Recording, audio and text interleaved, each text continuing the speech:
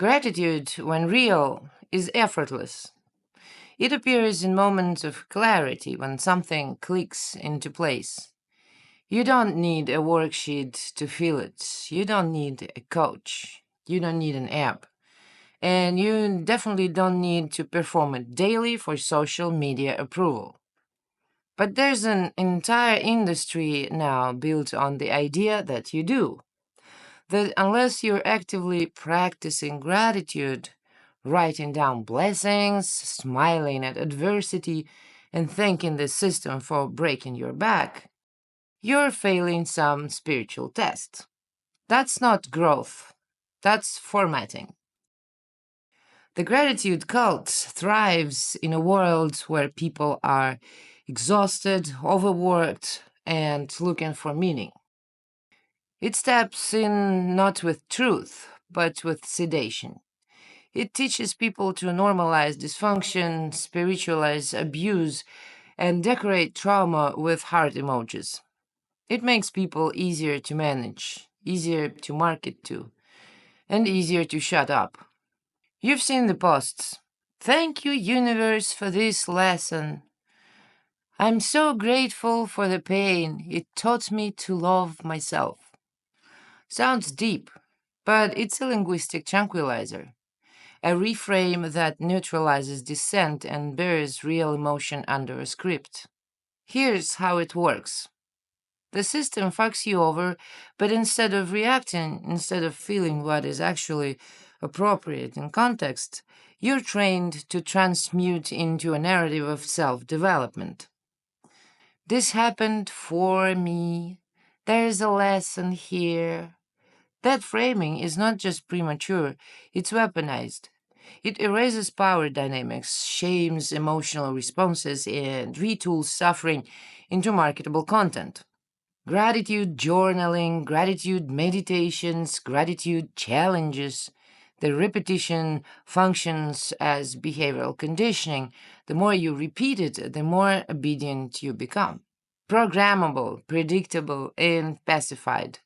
This isn't spirituality. This is cognitive grooming.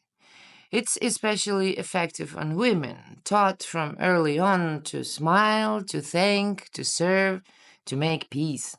In this framing, anger is a defect, sadness is weakness. Only gratitude is allowed to stay. So you learn to call it growth when someone steps on you. You learn to call it healing when you no longer react. That's learned helplessness. Let's be clear, this is spiritual gaslighting. It's the same psychological blueprint used by abusive religions for centuries. Reframe your suffering as a test from God, and suddenly questioning the system becomes blasphemy. The gratitude cults just swapped God's plan for the universe's lessons. Same control mechanism, different branding. You're angry? Must be unhealed. You're hurt? Low vibrations. Basic healthy reactions are rebranded as pathology, while suppression is praised as evolution.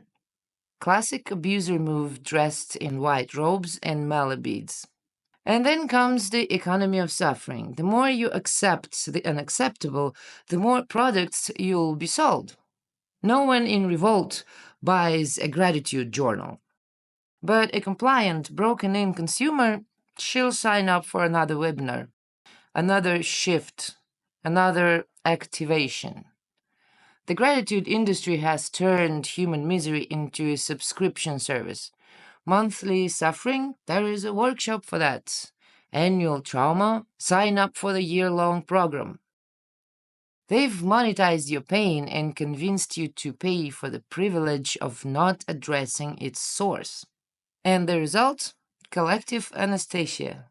Mass-scale sedation where everyone claps for their own exploitation. Thank you for the challenge, they say, never asking who orchestrated it and why harm is now considered pedagogy. When gratitude becomes default, nobody questions the structure that keeps dishing out pain. Everyone's too busy writing thank you notes for their oppressor. And let's not forget the coaches, therapists, influencers peddling this like it's wisdom. Maybe their hearts are in the right place, but what they're selling is not freedom, it's compliance in glitter. You're not being taught to think. You're being trained to choke on injustice and say it tastes like growth. When someone posts about pain, real, messy, unresolved pain, the cult of gratitude descends with its tidy little reframes. But look how strong you are now. Everything happens for a reason. What a load of crap. Notice how they never ask who made you need to be strong. What system created this reason for everything to happen? The gratitude cult always focuses on your response to the problem, never on who's creating the problems. That's not coincidence, that's strategy. Some things are just cruel. Some things should be named, grieved, and resisted. Gratitude becomes dangerous when it silences rage, when it dresses structural abuse in silk and sage. This is how people lose their voice and call it healing. This is how people stop fighting and call it peace. And yes, sometimes you do feel grateful, but real gratitude isn't shiny or scripted. It lives quietly. It makes no demand for display. It doesn't erase pain, it coexists with it. It doesn't demand a silver lining, it allows for a storm. You don't owe anyone a gratitude list. You don't have to find beauty in betrayal. You don't have to spiritualize what broke you. And you sure as hell don't have to thank it. So, no, I'm not here to guide a gratitude practice. I'm here to hand you back your bullshit detector. Fully functional, freshly debugged. If it leads to gratitude, fine. If it leads to rage, better. Because awareness doesn't start with thankfulness. It starts with the refusal to lie about what's actually happening to you. And sometimes what's happening to you is that someone is fucking you over. And the appropriate response to that isn't gratitude, it's getting them to stop.